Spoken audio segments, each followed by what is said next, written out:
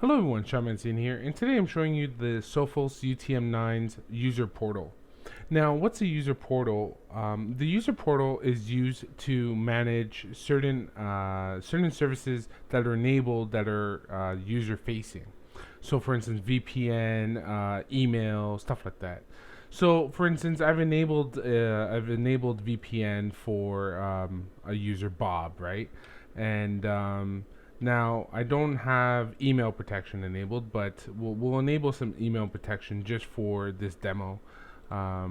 So we'll just enable that, enable some POP3, and we'll go over to management. Now, going over to management, you'll have user portal. So click user portal. Now, what we can do is enable the user portal by hitting the switch, and the allowed networks for the user portal are obviously the internal network. Hit apply. Now we've enabled the user portal.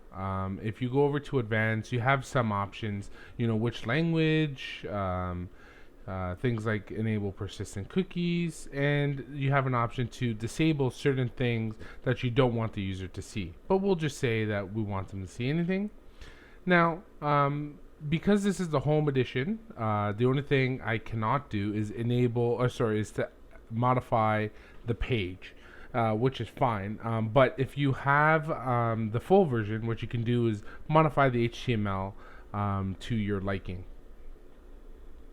So now that's all enabled. Now, in order to get to the user portal, what you do is go to the IP address of the UTM or by domain, just without port 4444.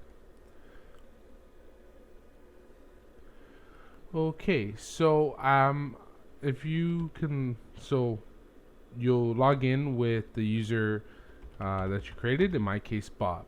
So let me take actually a step back here. Now, in order to use this portal, you obviously need some users. To create users, you go over to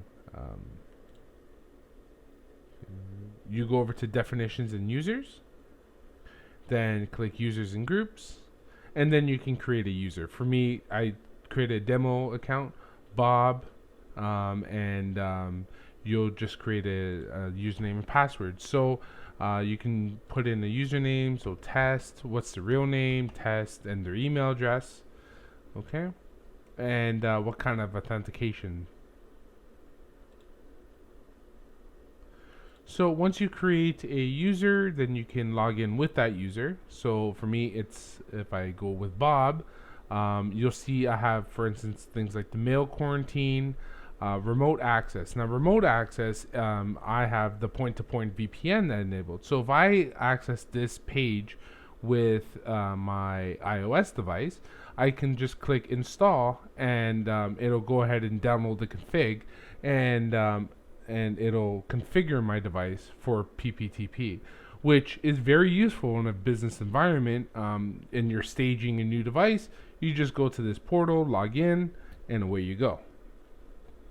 The user can change their password, and now if you have the HTTPS web filtering enabled, you'll need that certificate. I talked about the certificate during the install video and the overview. So you'll click import the certificate, which I already have installed, but if I didn't, it would go and install it for me.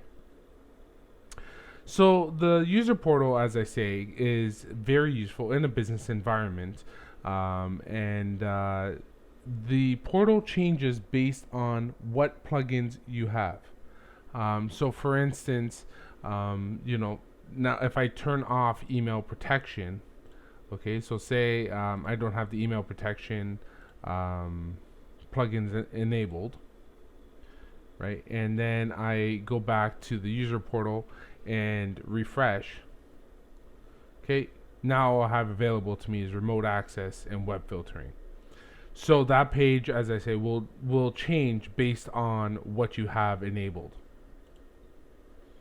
Okay, so if you have any questions or comments about this video or any one of my videos, please leave them in the comment section below. You can also visit my website, seanmancini.com, And send me an email if you need any help. SeanMancini2010 at gmail.com. Thanks for watching, everyone.